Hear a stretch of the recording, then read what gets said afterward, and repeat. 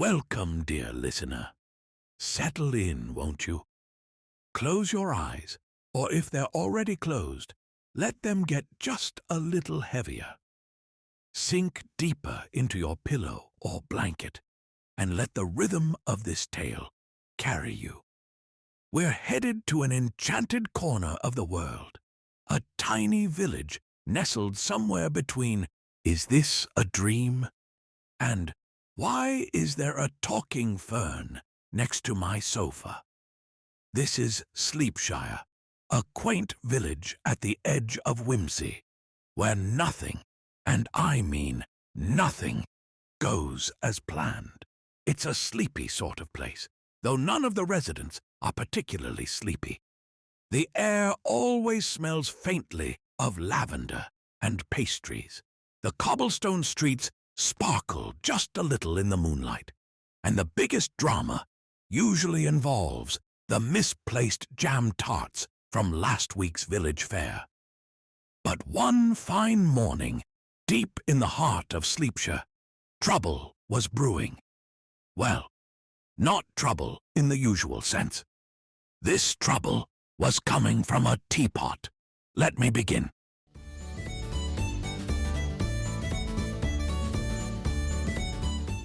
In the middle of the village square stood a huge oak tree, centuries old, with twisted branches that reached toward the sky like arthritic fingers. Beneath its shady boughs sat the Cozy Kettle, the most beloved tea shop in all of Sleepshire. Its walls were brimming with shelves of jars, labeled things like Sleepy Sow Thistle Brew, Much Too Perky Peppermint, and the ever-popular Just Because Jasmine. The shop was run by none other than Lady Luna Lullaby, famed not only in Sleepshire but throughout the neighbouring realms for her knack for crafting teas for every possible emotion or occasion. Feeling nervous? There's a brew for that. Eager? Oh, you'd try the Simmer Down Special. Slightly irritated because a goose stole your favorite hat? Congratulations, there's a tea for that too. Now, Lady Luna was preparing for her biggest event of the year, the annual Tea of Triumph and Happiness party. It was the kind of village affair where everyone showed up in their finest, pretended they didn't drink 6 cups of tea daily already, and acted amazed when their tea magically matched their mood, despite the fact this had happened last year, and the year before that. And well, every year, really. This particular year, though, the party was special. Luna had announced she would unveil her rarest, most mysterious brew yet, the Grand Earl of Whimsy. No one knew what it did. No one knew what it tasted like. Rumors swirled that it could make you laugh so hard you'd accidentally snort out the alphabet, or that it could give your cat the ability to recite limericks. Either way, expectations were as high as a squirrel on a trampoline. Naturally, Luna had enlisted her most trusted, and I'm using the word generously, friends to assist her. First, there was Sir Snore-a-Lot, the forever well-meaning knight. His contributions to problem-solving usually involved dramatic proclamations, unsolicited backstory about his terribly heroic deeds, a suspicious number of which involved overeating pies, and attempts to use his sword on things wholly unsuited for stabbing, like teacups. Then there was Baron Bedhead, the local tinkerer and inventor who, despite his brilliance, had the attention span of a particularly distracted goldfish and a hairdo that suggested he'd fallen asleep in a wind tunnel. Baron Bedhead liked to think of himself as a genius, and in certain niche categories, like inventing complicated solutions to extremely simple problems, he was. Rounding out the group was Princess Pillowsoft, known not for her royal responsibilities, which involved absolutely nothing, since Sleepshire didn't particularly need a princess, but for her peculiar habit of finding every chair, bench, or soft moss patch in a 5-mile radius to be too uncomfortable for someone with her delicate constitution. And let's not forget Dr. Wakeful Worthington, Sleepshire's self-proclaimed expert on things that absolutely nobody asked him about. He liked to carry scrolls around to seem authoritative, and had once declared tea to be a plant-based conspiracy, though no one took him seriously since his pocket was always jingling with biscuits. Now it was precisely 1 hour before the party was due to start, and chaos had already taken up permanent residence. The trouble had begun with Luna's star attraction, the enormous ceremonial teapot they used to brew the winning tea blend. It was no ordinary teapot.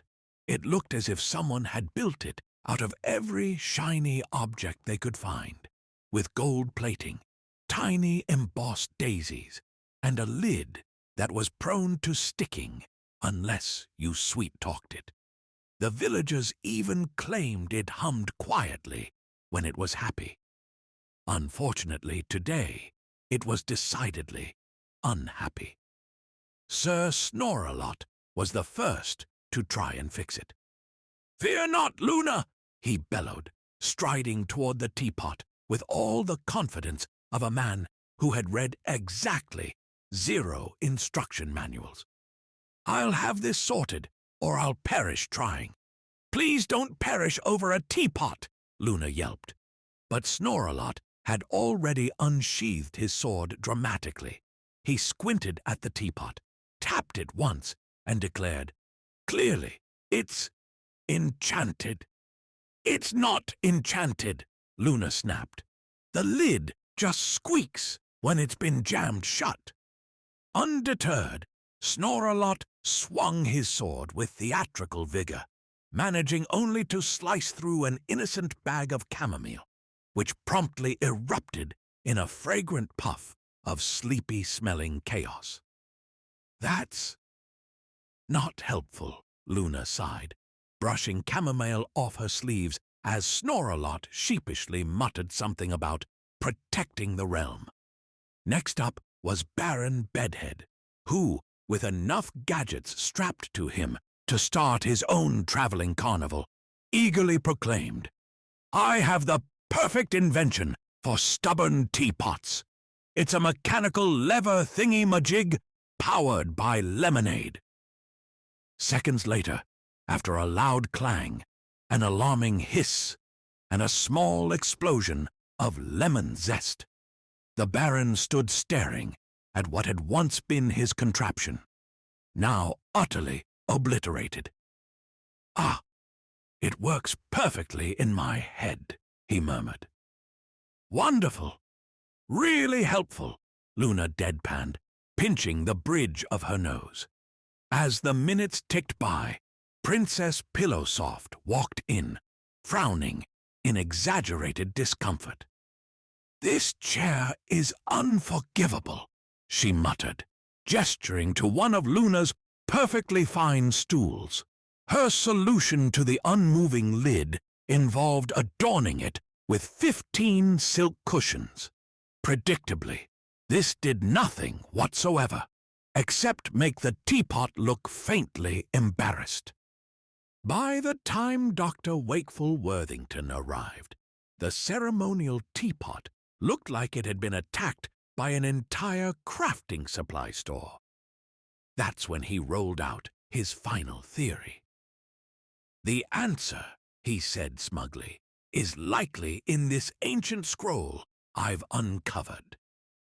He squinted at it intently, only to turn it upside down moments later.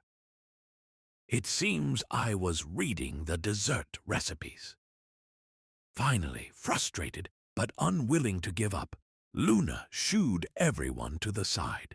She kneeled next to the teapot, gave it a gentle pat, and said, "You've been working so hard through all these tea parties. You deserve a little break, but just give me one last brew, old friend. What do you say?" There was a long silence, and then, ever so faintly, the teapot hummed. The lid, with no great fuss, popped open as if to say, "Could have just asked nicely." By the time the villagers had gathered, the Grand Earl of Whimsy was ready to serve, and it didn't disappoint. It tasted faintly of laughter, felt a bit like being wrapped in a warm hug, and made everyone feel just right.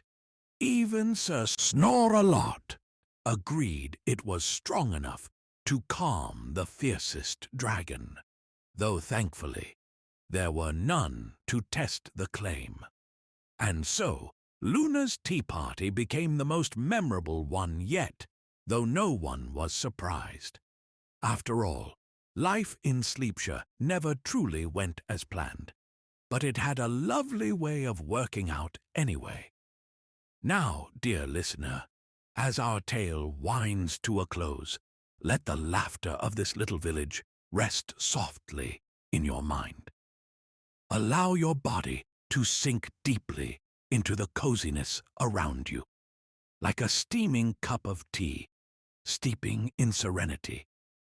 May your dreams be as warm and whimsical as our lovely Luna and her loyal, if slightly chaotic, friends. Good night.